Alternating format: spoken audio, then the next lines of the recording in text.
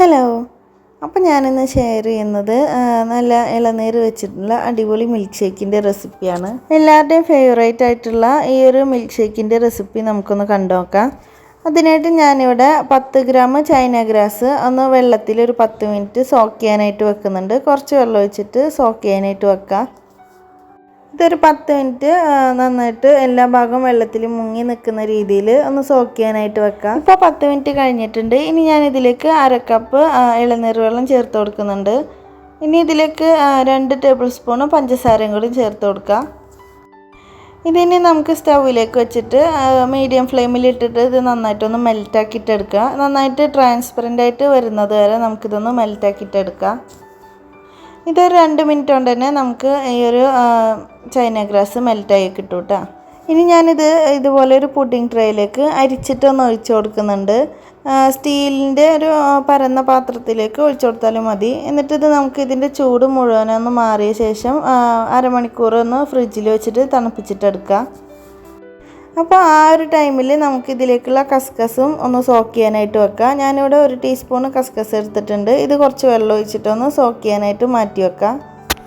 ഇനി നമുക്ക് മിക്സിയുടെ ജാറിലേക്ക് ഞാനിവിടെ 2 ഇളനീരിൻ്റെ പൾപ്പാണ് എടുത്തിട്ടുള്ളത്. അത് ഇട്ട് കൊടുക്കുന്നുണ്ട്.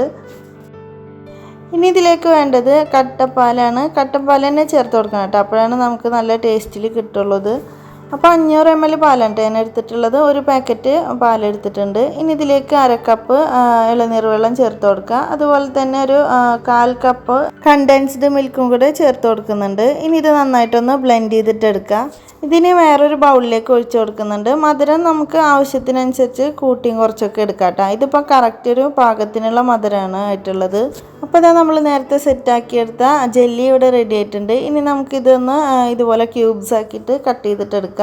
ഇതുപോലെ നന്നായിട്ട് ചെറിയ ചെറിയ ക്യൂബ്സ് ആക്കിയിട്ട് കട്ട് ചെയ്തിട്ടെടുക്കാം കേട്ടോ. അപ്പോഴാണ് ജ്യൂസിൽ ഒക്കെ എടുക്കുമ്പോൾ കഴിക്കാനായിട്ട് ടേസ്റ്റ് ഉണ്ടാവുള്ളൂ.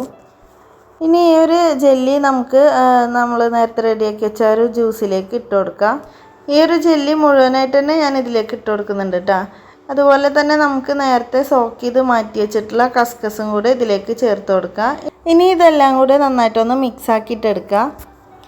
അപ്പോൾ ഇത് നന്നായിട്ട് മിക്സ് ആക്കി എടുത്ത ശേഷം നമുക്കിത് വീണ്ടും 1 മണിക്കൂറൊന്ന് ഫ്രിഡ്ജിൽ വെച്ചിട്ട് തണുപ്പിച്ചിട്ടെടുക്കാം കേട്ടോ. അപ്പോഴാണ് ഇത് കറക്റ്റായിട്ട് ഈ ഒരു ജെല്ലിയൊക്കെ എല്ലാ ഭാഗത്തേക്കും എത്തുള്ളൂ. അപ്പോൾ ഇത്രയേ ഉള്ളൂ. വളരെ സിമ്പിളായിട്ട് റെഡിയാക്കാൻ പറ്റിയിട്ടുള്ള നല്ല അടിപൊളി ടേസ്റ്റി ആയിട്ടുള്ള ഒരു മിൽക്ക് ഷേക്കിൻ്റെ റെസിപ്പിയാണിത്.